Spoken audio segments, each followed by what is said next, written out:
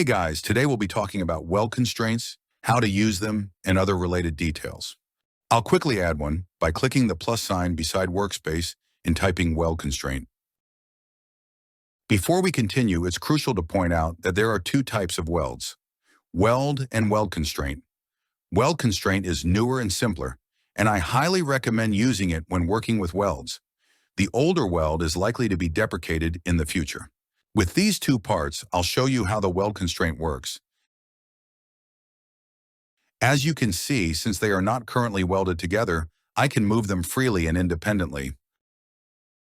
I will add the weld constraint to one of the parts and weld them together. As you can see, there are two parameters, part 0 and part 1. It is basically like a from, to, weld. I will set part 0 to be the part that holds the weld constraint, and part 1 to be the other part I want part 0 to weld to.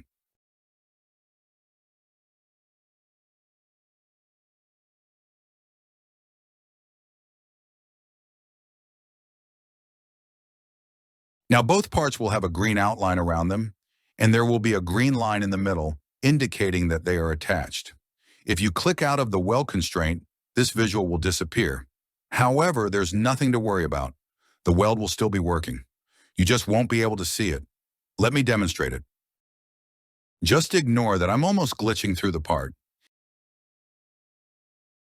And if you anchor either of these parts or both, you won't be able to move any of the welded parts together.